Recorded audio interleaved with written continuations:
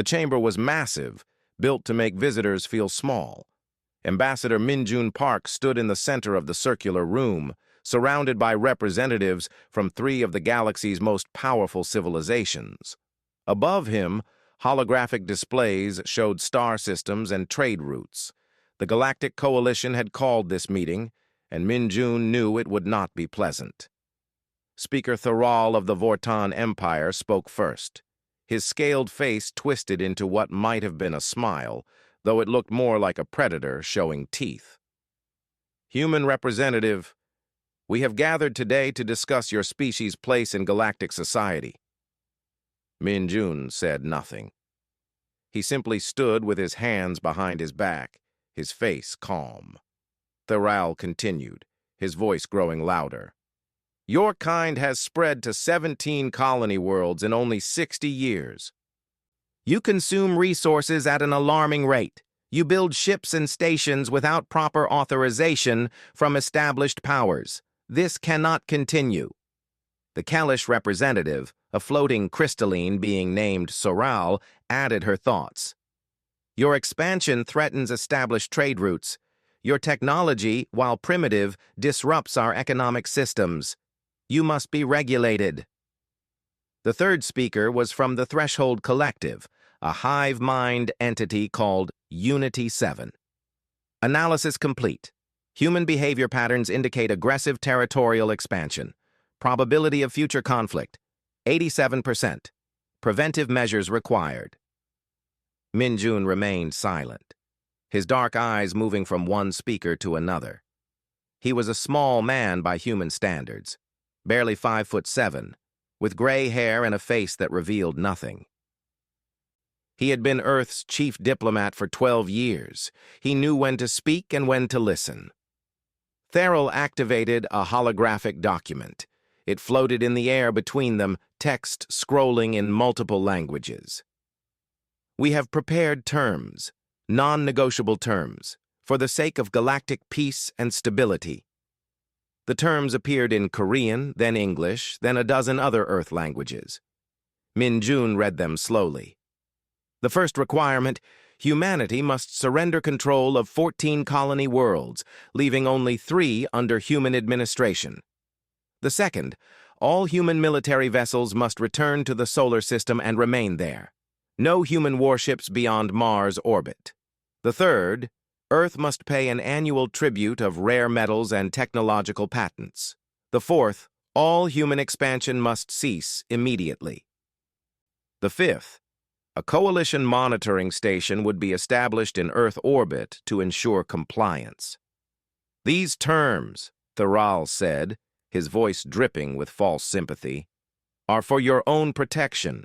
Your species is young, inexperienced. You do not understand the dangers of the galaxy. We who have navigated space for thousands of years know better. Accept our guidance. Accept your proper place. Soral's crystalline form pulsed with light. Your species has potential, but potential must be shaped, controlled. You are children playing with fire. We offer you structure. Unity 7's synthetic voice added, compliance ensures survival. Resistance ensures conflict. Conflict probability against coalition forces. Human victory 0.03%. Logic demands acceptance. Minjun finally spoke. His voice was quiet, almost gentle.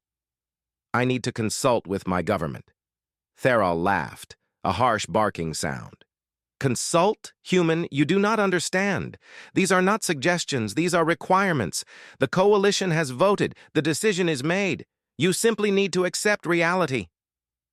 I still need to consult with my government, Minjun repeated. The Kalish representative's light pulsed faster, showing irritation. How long will this consultation require? 3 days, Minjun said. Thoral leaned forward. You have 2 days. After that, we will assume non-compliance and act accordingly. Do you understand what that means? Minjun met his gaze without flinching. I understand perfectly. Good, Thoral said, settling back in his seat. We expected resistance. We expected anger. We expected your species to posture and threaten. But you seem reasonable, intelligent. This is wise. Return to your Earth. Speak to your leaders. Make them understand that this is the only path forward. Min-jun bowed slightly, a gesture of respect that revealed nothing of his thoughts. I will deliver your message exactly as presented. As he turned to leave, Soral called out, Ambassador Park, your silence is appreciated. Many young species scream and rage when they first learn their place in the galaxy. Your composure suggests your species may have wisdom we did not expect. Min-jun paused at the doorway. My people have a saying, empty vessels make the most noise. Then he walked out. In the chamber, the 3 coalition representatives watched him go. Therrell's expression was satisfied. The human understands. They will comply. Did you see? No anger, no threats. Just acceptance, Soral agreed. Their silence speaks clearly. They know they cannot resist. The humans have been peaceful traders until now. They will remain peaceful. Unity 7 processed the interaction. Human emotional readings indicate suppressed response. However, suppression differs from submission. Recommend continued monitoring. Therrell waved a clawed hand dismissively. Monitoring, yes. But worry? No. They are one small species. We are the coalition. They will sign the terms, surrender their colonies, and fade into proper obscurity. This meeting went exactly as predicted. Outside, Min-jun walked through the station corridors toward his ship. His face remained calm, but his mind was racing. 2 days.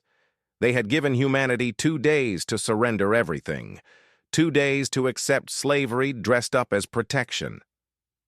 2 days to bow down and accept humiliation. He thought of his daughter back on Earth. He thought of the colonies his people had built with sweat and sacrifice. He thought of the millions of humans who had left Earth to build new lives among the stars. And he thought of what the coalition did not know, what they had never bothered to learn, what their arrogance had blinded them to. The humans had not been idle during their 60 years in space. They had not been naive. They had been watching, learning, preparing. Min-jun boarded his shuttle and spoke quietly to the pilot. Take us home. Maximum speed. As the shuttle pulled away from the coalition station, Min-jun looked back at the massive structure. He whispered to himself, words that no one else could hear. You gave us 2 days. You should have given us none. Because now we have time to say no. The Human Defense Council met in a chamber deep beneath Luna's surface. 27 faces appeared on holographic screens, representatives from Earth and every human colony. At the head of the table sat President Sarah Chen, a woman whose calm exterior hid a will of iron. Beside her stood Commander Ji-won Lee, the architect of humanity's true military capabilities. Min-jun finished his report. The holographic display showed the coalition's terms in stark detail. The chamber was silent as everyone absorbed the implications. President Chen spoke first. 14 colonies, 2/3 of everything we have built, everything our people have sacrificed for. Her voice was steady, but her eyes were hard. Commander Lee, tell us what we are facing. Ji-won Lee stepped forward. She was tall, with short black hair and the bearing of someone who had spent 30 years in military service. She activated a new display. The coalition believes we have 47 combat vessels, patrol ships, escort craft, nothing that could threaten a major power. She smiled, and it was not a pleasant smile. They are wrong. The display changed. Ship after ship appeared in the hologram. Destroyers, carriers, stealth frigates, battle cruisers with weapons the coalition had never seen. We have 234 combat vessels, each one designed specifically to counter coalition technology. We have studied them for 60 years. Every ship they fly, every weapon they use, every tactical doctrine they follow. A representative from New Harmony Colony leaned forward. How did we hide this from them? They never looked, Ji-won said simply. We built our warships in the outer colonies, in asteroid fields, behind gas giants. We disguised construction facilities as mining operations. And most importantly, we never bragged. We never showed off. We let them believe we were weak. Min-jun added quietly. They saw what they expected to see. Peaceful traders, naive newcomers. They never imagined we might be learning from them while we smiled and nodded. President Chen stood. The coalition has given us 2 days to respond. I propose we give them an answer they will never forget. All in favor of rejecting their terms? Every hand rose. Every voice said yes. Then we are at war, Chen said. Commander Lee, implement Protocol Nightfall. Ji-won nodded. Protocol Nightfall is active. All colony defense networks are moving to full readiness. Fleet elements are repositioning as we speak. The coalition is about to learn a very painful lesson. Over the next 36 hours, humanity moved with precision. Mining ships that were actually disguised military transports began moving toward strategic positions. Civilian stations activated hidden weapon batteries. Trade vessels revealed themselves as fast attack craft. And everywhere, across 17 human worlds, the lights went dark. On New Harmony, the largest human colony, Governor Park Sung-min gave the order personally. Cut all external communications. No signals out, no signals in. We go dark. His aide looked worried. Sir, the coalition will think we are surrendering. Good, Sung-min said. Let them think that. Let them come. The same scene played out on every human world. New Seoul went dark. Terra Nova went dark.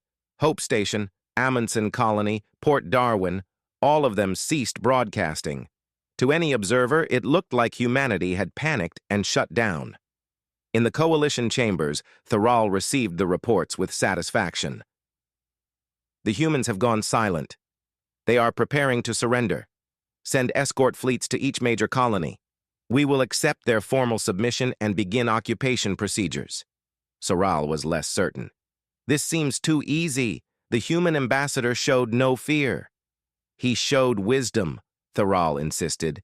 He knew resistance was futile. The silence is acceptance.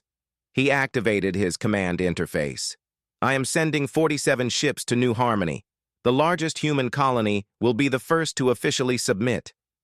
We will make an example of proper behavior. Unity 7 calculated probabilities. Fleet deployment approved. Estimated arrival at New Harmony 37 hours. As the coalition fleets began moving, humanity watched. Every movement was tracked, every ship was logged, and the trap was set. Min-jun stood in Luna Command beside Ji-won, watching the tactical displays. Coalition ships were spreading out across space, each fleet heading toward a different human colony. They moved with confidence, their formation loose and casual. They are not even being careful, Ji-won observed. They truly believe we are helpless. Arrogance, Min-jun said quietly. They have been the strongest for so long, they forgot that strength can be challenged. Ji-won pulled up a communication channel. All fleet commanders, this is Luna Actual. You are weapons free. Repeat, you are weapons free. Execute on my mark. President Chen joined them, looking at the display. How many will we lose? Unknown, Ji-won admitted. We have never fought a battle this large. But I can tell you this. We have trained for this, prepared for this, and we have something they do not. What is that? Chen asked. We are fighting for our homes. They are fighting to maintain their pride. There is a difference. 47 Vortan warships dropped out of faster-than-light travel near New Harmony. The planet hung in space before them, dark and silent. No orbital traffic, no communications, nothing. Fleet Commander Dorath studied his sensors with growing confusion.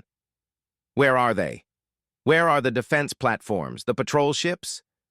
His tactical officer shook his head. Nothing on sensors, Commander. The planet appears abandoned. Dorath laughed. They ran. The humans actually abandoned their colony and ran. Pathetic. He activated his communication system. This is Fleet Commander Dorath of the Vortan Empire to New Harmony Colony. You have been claimed by the Galactic Coalition. Prepare for occupation forces. Only silence answered him. Fine, Dorath muttered. Begin orbital scan. Find where the humans are hiding so we can... The tactical officer screamed. Contact! Multiple contacts! They are everywhere! Space erupted with light. From behind asteroids, from within debris fields, from positions that should have been impossible to hide in, human warships appeared. They had been waiting in complete silence, their engines cold, their systems dark. Now they came alive like a sleeping dragon opening its eyes. Dorath watched in horror as his sensors lit up with targets. How many? How many ships? 74. No, 80. Commander, they are still appearing. And then the humans opened fire. Min Jun watched the tactical display from Luna Command. Across known space, at every location where Coalition fleets had been sent, the same scene was playing out. The humans had not run. They had not surrendered. They had waited in silence, and now they struck with overwhelming force. President Chen stood beside him. Send the message. Min Jun activated the communication system. It would broadcast on every frequency in every language across the entire galaxy. His face appeared on billions of screens, his voice calm and clear. This is Ambassador Min Jun Park of Earth. The Galactic Coalition demanded our submission.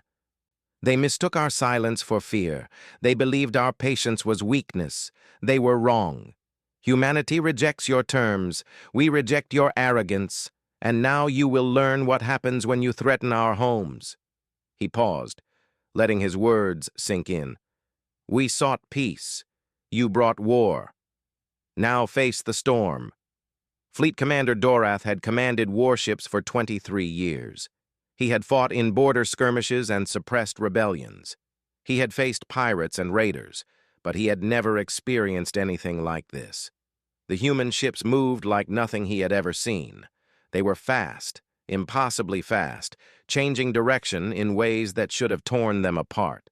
They worked together with perfect coordination, each ship knowing exactly where the others would be.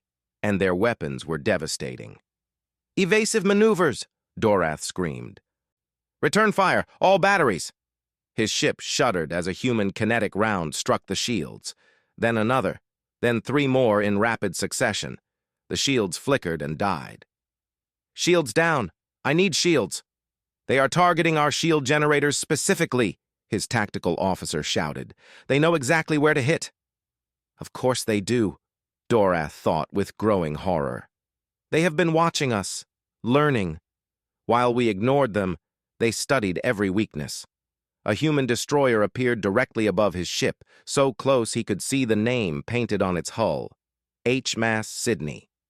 It rotated smoothly and fired a concentrated burst of plasma directly into his engine section. The explosion threw Dorath from his command chair. When he pulled himself up, half his bridge crew were dead or unconscious. Smoke filled the air. Alarms screamed from every system. Damage report.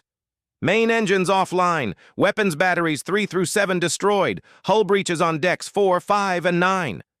The young officer's voice cracked with panic. Commander, we are dying! Through his viewport, Dorath watched 3 more Vortan ships explode. Another was spinning out of control, venting atmosphere. 2 were trying to retreat, but human ships pursued them like hunting wolves, precise and merciless. He had brought 47 ships to accept a surrender. Now he was watching his fleet die. Open a channel, Dorath said quietly. All frequencies. Emergency signal. The communication officer, bleeding from a head wound, worked his controls. Channel open, Commander. This is Fleet Commander Dorath to all Vortan vessels. Retreat. Immediate retreat. Jump to safety coordinates and regroup. He paused, tasting the bitter words. We cannot win this fight. The human ships could have pursued. They could have destroyed every retreating vessel. Instead, they let them go. 7 Vortan ships managed to jump to faster-than-light travel, 7 out of 47. Dorath's ship was too damaged to jump. He waited for the killing blow, but it never came. Instead, a human voice came over his communication system. "Vortan vessel, this is Captain Park Ji-hoon of the HMS Sydney. Your ship is disabled but intact. Your crew is alive. We could have destroyed you. Remember that we chose not to." The channel went silent. The human ships began moving away, forming a defensive perimeter around New Harmony. The battle was over. It had lasted 1 hour and 47 minutes. Dorath stared at the tactical display showing the wreckage of his fleet. 40 ships, 40 crews, all gone or captured because he had believed the humans were weak. Similar scenes played out across space. At New Seoul, a Kellish battle group of 32 ships encountered human forces and lost 26 vessels in under 2 hours. The crystalline ships, so beautiful and elegant, shattered like glass under focused human fire. At Port Darwin, the Threshold Collective sent 53 ships operated by their hive mind intelligence. The humans used electronic warfare systems that disrupted the Collective's communication networks, causing mass confusion. Individual ships lost contact with the hive mind and became easy targets. Only 17 made it out. At Terra Nova, Hope Station, Amundsen Colony, the story repeated. The Coalition had sent fleets expecting quick submission. Instead, they found prepared defenders who knew exactly how to fight them. In the Coalition chambers, the surviving fleet commanders delivered their reports. Theral listened with growing disbelief. His scales had lost their color, turning gray with shock. "Impossible," he whispered. "They are humans. They are nothing. They are barely into space." Soral's crystalline form pulsed with dark colors, showing distress. "We lost 70% of our committed forces. 70%. In less than 3 hours of combat." Unity 7 processed the data. Revised calculations complete. Previous human capability assessment was incorrect by magnitude of 700%. Human tactical doctrine superior to Coalition standard by measurable factors. Probability of Coalition victory in extended conflict, 12%. 12%? Theral roared. "That is unacceptable. We are the Coalition. We control 100 worlds. They control 17. "They control 17 worlds we cannot take," Soral said quietly. "Theral, we must face reality. The humans were ready for us, more than ready. They knew our tactics before we deployed them. They knew our weaknesses before we did." On Earth, Commander Ji-won Lee reviewed the battle reports with her senior officers. The main display showed all 17 human colonies, each one successfully defended. The human losses were minimal. 4 destroyers heavily damaged, 2 frigates destroyed, casualties of less than 300 across all engagements. Coalition losses were staggering, nearly 400 ships disabled or destroyed. Estimated casualties between 40 and 50,000. "They will regroup," Ji-won said. "This was just their first wave. They sent forces they thought were sufficient for intimidation. Now they know better. They will come back with everything they have."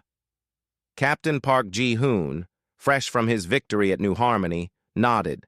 "Let them come. We proved today that we can fight. Now we need to prove we can win a war." President Chen entered the command center. "Commander Lee, I have been receiving communications from across the galaxy. 17 minor species have sent messages of congratulations. 8 have requested to open diplomatic channels. Even some Coalition members are reaching out privately. They smell blood in the water," Min-jun observed. He had been watching the diplomatic channels all day. "The Coalition has ruled through intimidation for generations. We just broke their image of invincibility. Other species are wondering if they could do the same." Chen sat down heavily.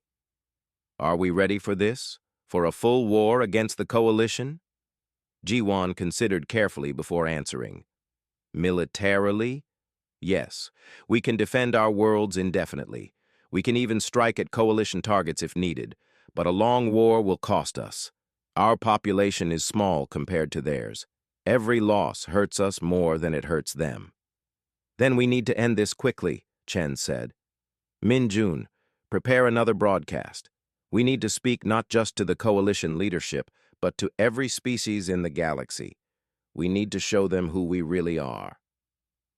That night, Min-jun's face appeared on screens across 1,000 worlds. He spoke with quiet intensity. His words translated into hundreds of languages. People of the galaxy, today humanity defended itself against those who sought to enslave us. We did not start this conflict. We sought only to live in peace, to build our homes, to raise our children among the stars. The coalition saw our peace as weakness. They demanded our submission. They threatened our families. He paused, letting the words sink in. We answered with strength, not because we wanted war, but because we refused to be slaves. Today, the coalition learned that humanity will not bow, will not surrender, will not accept subjugation. They came to our homes expecting silence. They found a storm. He leaned forward, his voice growing harder. To the coalition leadership, you can end this now. Recognize our sovereignty, respect our rights, treat us as equals. Or continue this war and learn what humanity is truly capable of when we stop being polite. He paused one final time.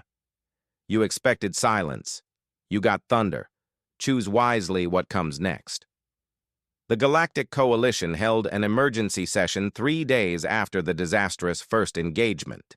Representatives from 32 species gathered, but the atmosphere was different now. Fear had replaced arrogance. Doubt had replaced certainty. Theral stood before them, his scales still gray with stress. We must respond with overwhelming force. Commit every available fleet. Show the humans that their small victory means nothing. But the voices that answered him were not supportive. A representative from the Kellish sovereignty spoke first. Small victory? We lost 26 ships. Our battle groups were supposed to be invincible. The humans destroyed them in hours. Hours, Theral. The Dalmar delegate, a floating jellyfish-like being, added his concerns. My government is asking questions. Why did we attack a species that only wanted peace? Why did we demand tribute from beings who had done us no harm? The humans were not expanding into our territory. They were building in empty systems. Unity 7's synthetic voice cut through the murmurs. Analysis shows coalition tactical doctrine is compromised. Human intelligence gathering was superior. They knew our capabilities before engagement. This suggests long-term observation. Recommendation: investigate how humans obtained sensitive data. Theral slammed his hand on the podium. It does not matter how they knew. What matters is that they defied us. They must be punished. But even as he spoke, more news arrived. The Threshold Collective's representative, another hive-mind entity, delivered a shocking announcement. The collective is withdrawing from military operations against humanity. Our combat algorithms show unacceptable loss ratios. Continued engagement projects total fleet destruction within 8 months. Cowards! Theral shouted. You abandon the coalition in its time of need. We abandon a war that cannot be won at acceptable cost, the collective responded. Analysis complete. Human defensive positions are too strong. Human tactical flexibility is too high. Human technological innovation is too rapid. War is illogical. Soral of the Kellish added quietly, the Kellish sovereignty is also reconsidering its position. We have lost 63% of our military capability. Our people are questioning why we are fighting at all. The chamber erupted in arguments. Some species demanded continued war. Others called for negotiation. A few quietly wondered if the coalition itself was worth preserving. While the coalition fractured, humanity was receiving unexpected visitors. The Ryler, a small species that had lived under coalition pressure for decades, sent diplomats to Earth. Their representative, a reptilian being named Sisk, spoke with President Chen. "Your resistance inspires us," Sisk said. "For 50 years, the coalition has dictated our trade agreements, our expansion, our very way of life. We never thought anyone could say no. Then you did, and you made it work." Chen was cautious. "We do not seek to replace the coalition's dominance with our own. We want only freedom." "That is why we trust you," Sisk replied. "You had the coalition fleets at your mercy. You could have destroyed every retreating ship. Instead, you let them go. You fight with honor. This is rare in the galaxy." Over the following weeks, 12 minor species reached out to Earth. Some wanted alliances. Others simply wanted to talk, to learn how humanity had prepared so well. A few asked for protection from coalition retaliation. Minjun found himself conducting diplomacy at a pace he had never imagined. Each conversation revealed more about the galaxy's hidden resentments. The coalition had ruled not through respect, but through fear. Now that fear was cracking. Commander Jiwan Li used the time to strengthen defenses. Human fleets rotated duties, with some ships always on patrol while others underwent maintenance. New weapons systems were deployed. More ships were commissioned from hidden construction facilities that the coalition still had not located. But she also did something unexpected. She began broadcasting tactical information to the minor species.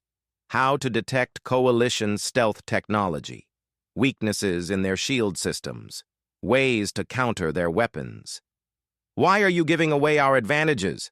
one of her officers asked. "Because a galaxy where multiple species can defend themselves is safer than one where only we can," Jiwan explained. "The coalition stayed strong because everyone else was weak.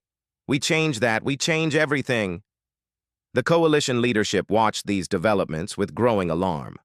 Therrell called another emergency session, this time demanding unity. "The humans are creating alliances. They are arming inferior species. If we do not stop them now, our entire structure will collapse." But Soral had had enough. "Perhaps it should collapse. Perhaps we built our power on injustice. Perhaps the humans are showing us what we should have been all along." "Traitor!" Therrell roared. "No," Soral replied calmly. "Realist, the Kalish sovereignty formally withdraws from the coalition. We will not fight in this war, and we invite other species to consider their positions carefully." One by one, member species began to reconsider. Not all withdrew, but the coalition's unity was shattered. Some species stayed out of loyalty. Others stayed because they feared change. But the absolute authority they had once wielded was gone. The Vortan Empire, Theral's own people, faced internal problems. Outer colonies that had long resented central control saw humanity's example and began demanding autonomy. When Vortan fleets moved to suppress them, they found themselves facing unexpected resistance. The humans had quietly supplied defensive technology to the rebels. Theral finally understood the true nature of humanity's strategy. They were not just defending themselves, they were systematically dismantling the coalition's power base. And they were doing it without firing a shot beyond self-defense. 6 months after the first engagement, the Vortan Empire requested direct negotiations with Earth. Not through the coalition, not with threats or demands, a simple request for talks between equals. Therrell himself came to Luna Command. The proud warrior who had once sneered at humanity now stood before President Chen with humility that shocked everyone present. "We were wrong," Therral said simply. "We saw your youth and assumed ignorance. We saw your small numbers and assumed weakness. We saw your patience and assumed cowardice. Every assumption was false." Chen listened carefully. "Why come now? Why not continue the war?" "Because we are losing," Therral admitted. "Not just militarily, though your fleets have proven formidable. We are losing politically, socially. Our own people question our leadership. Our allies abandon us. Our subjects rebel. You did not just defeat our ships, you defeated our entire way of thinking. Min Jun, standing beside Chen, spoke quietly. You came to force us into submission. Instead, we forced you to see us as we truly are. Was that really so terrible? Thoral's scales rippled with emotion. For his species, that was equivalent to tears. No, it was necessary. We had become tyrants and called it leadership. We had become bullies and called it strength. You showed us the difference. Commander Jiwan Lee joined the conversation. Your fleet commanders at New Harmony, at Terra Nova, at every battle. We could have destroyed them. We chose not to. Do you understand why? To show mercy, Thoral said. More than that, Jiwan corrected. To show that strength and mercy can coexist. To prove that we were not like you. We fought when attacked, but we did not become monsters in the process. President Chen stood. The coalition as it existed is finished. Too much resentment, too much injustice, but something new can be built. A council where all species have voice, where respect is earned, not demanded, where peace comes from mutual benefit, not mutual fear. She looked at Thoral directly. Are you willing to help build that? Or do you want to continue fighting for the old ways? Thoral was silent for a long moment. Then he bowed, a gesture of respect his species rarely gave to anyone. I will help. My people will help. We have much to learn from humanity, starting with humility. News of the meeting spread quickly. Within days, 17 more species requested to join the new discussions. Within a month, formal talks began for a restructured galactic government, one based on equality and respect rather than dominance and fear. The storm that humanity had unleashed was not just military, it was political, social, and moral. It swept away old assumptions and forced the galaxy to build something better, and it all started because one species refused to be silent when threatened. The new Galactic Council met for the first time on neutral ground, a space station constructed jointly by 15 species. The chamber was circular, with no seat higher than another. Every species had equal voice. Every representative could speak without fear of retaliation. It was a revolutionary change from the old coalition's hierarchy. Ambassador Min Jun Park sat in the human delegations section, flanked by President Chen and Commander Jiwan Lee. Across from them sat Thoral of the Vorton Empire, Soral of the Kellish Sovereignty, and representatives from 30 other species. Some had been coalition members, others had been subjects. All were now equals. The first speaker was chosen by random selection. The computer picked Soral of the Kellish. Her crystalline form pulsed with soft blue light as she addressed the assembly. We gather today because of humanity's courage. They showed us that submission is not inevitable, that justice can stand against tyranny, that a small species with conviction can change the galaxy. She paused, her light dimming slightly. We also gather because of humanity's mercy. They could have destroyed us. Instead, they taught us. Thoral spoke next. The Vortan Empire offers formal apology to humanity and to all species we oppressed under the old coalition. We claimed we brought order. In truth, we brought fear. We claimed we provided protection. In truth, we demanded tribute. We were wrong. Our ancestors would be ashamed. Min Jun stood, his voice calm but carrying clearly through the chamber. Humanity accepts your apology, but we must all understand something. This new council cannot succeed if we focus only on past wrongs. We must build something better going forward. He activated a holographic display showing star charts. The galaxy is vast. There is room for all of us to grow, to prosper, to explore. The old coalition failed because it was built on scarcity thinking. There is not enough, so we must control everything. But abundance is possible if we cooperate. A representative from the Ryler species, the small reptilian people who had been among the first to approach humanity, spoke up. Beautiful words, Ambassador Park, but how do we ensure this new council does not simply become the old coalition with a new name? How do we prevent future tyranny? President Chen answered. By building accountability into the structure. No species can hold power alone. Decisions require consensus. Military action requires approval from 70% of members, and most importantly, any species can leave the council at any time without penalty. Freedom to leave is freedom to stay, Commander Ji Wan added. The old coalition kept members through fear. This council must keep members through benefit. The discussions continued for 3 days. Some debates grew heated. Old resentments surfaced. But slowly, a new structure emerged.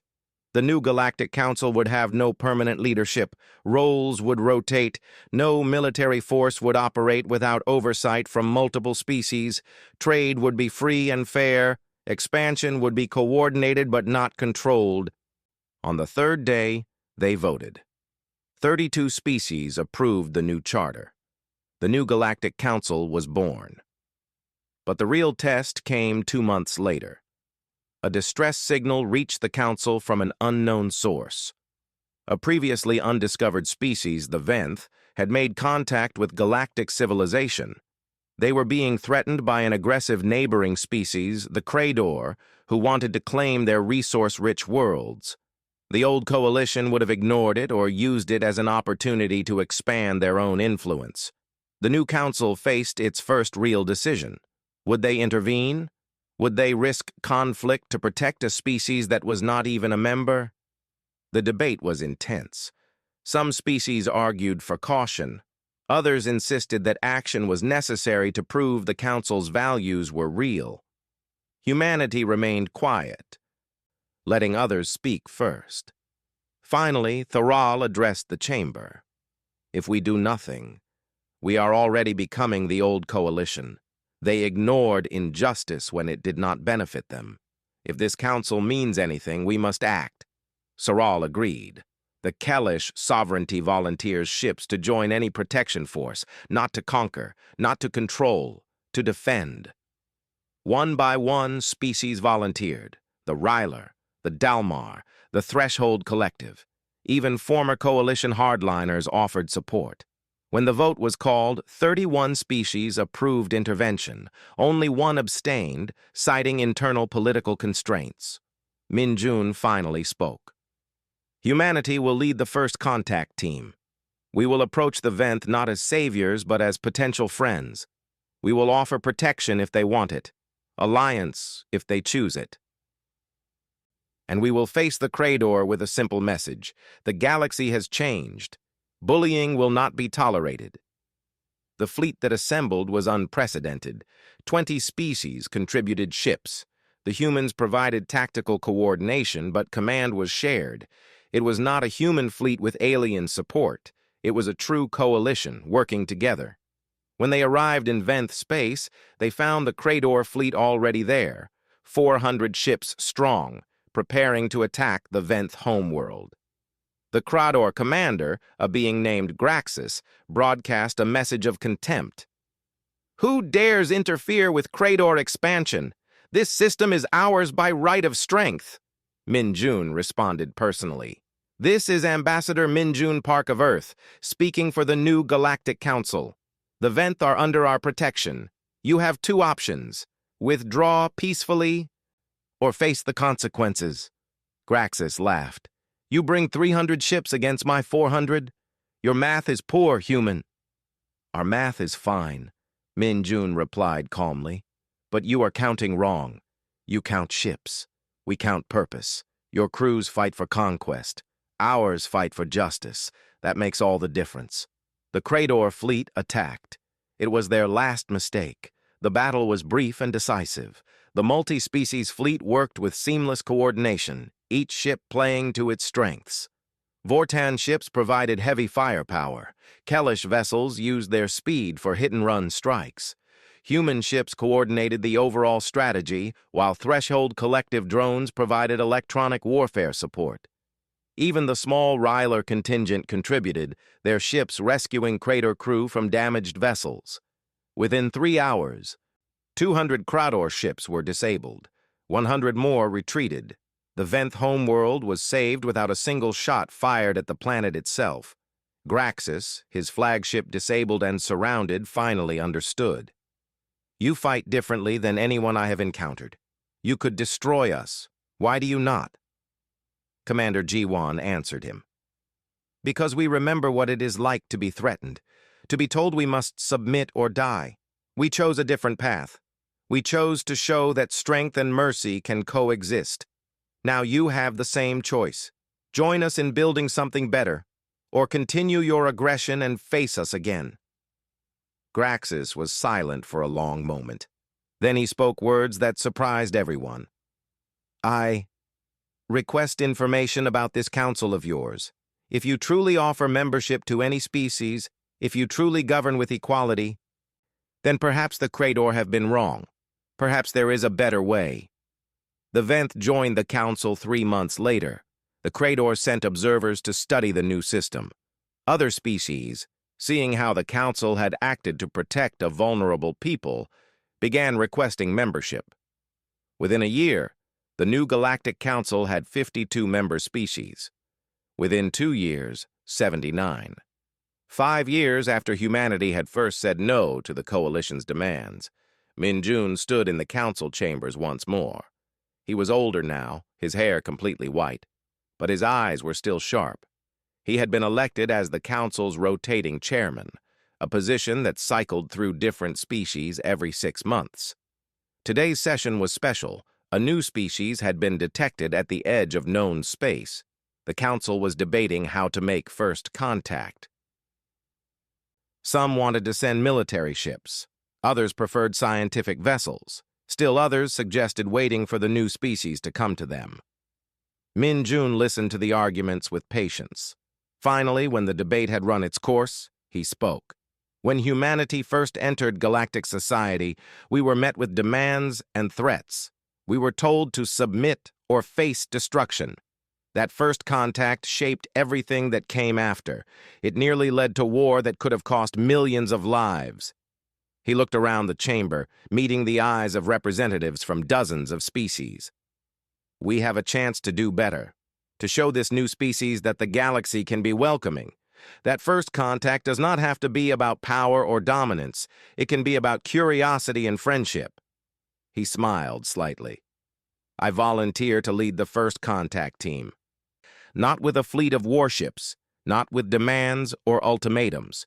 I will take one ship, a small crew, and a simple message. Welcome to the galactic community. We hope you will join us as friends and equals. Therrell was the first to speak in support. The Vorton Empire offers a security escort, not to threaten, but to ensure Ambassador Park's safety. We have learned from humanity. Now we put those lessons into practice. Soral added her support. The Kellish sovereignty will provide scientific support. We will study this new species not to exploit them, but to understand them. One by one, species offered support, not military conquest, not economic dominance. True cooperation. The vote was unanimous. Min-Jun would lead the first contact mission. As the session ended and representatives filed out, President Chen approached Min-Jun. She had retired from Earth's government, but remained active in council affairs. 5 years ago, you sat in a chamber much like this one and were told humanity must submit, she said quietly. Now you sit here as chairman of a council built on equality. How does it feel? Min-Jun considered the question carefully. It feels right, but it also feels fragile. Everything we have built could collapse if we forget why we built it. If we become arrogant like the old coalition, if we start to believe our own power makes us superior. Then we must never forget, Chen said. We must remember that we were once the threatened species, that we know what it feels like to face overwhelming force and impossible demands. That memory is our greatest strength. Min-Jun nodded. We expected them to treat us with respect. They expected us to submit in silence. Instead, we showed them a different path, not through conquest, not through domination, through courage, mercy, and the simple refusal to accept injustice. He looked out the viewport at the stars beyond. They expected silence. We brought a storm. But the storm did not destroy the galaxy. It washed away the old ways and let something better grow. That is humanity's gift to the stars. Not weapons, not technology, but the simple idea that justice is worth fighting for and mercy is worth giving. Chen smiled. And now you take that message to a new species. Show them the galaxy we have built. Show them that first contact can be the beginning of friendship, not subjugation. Minjun prepared for his mission. One ship, one crew, one message of peace, but behind him stood 79 species, united not by fear but by shared purpose. The storm had passed. In its wake, the galaxy was fundamentally changed, and humanity, the species that had once been dismissed as young and weak, had shown everyone that true strength comes not from the ability to destroy, but from the wisdom to build. The silence was over. The storm had come and gone, and the galaxy was better for it.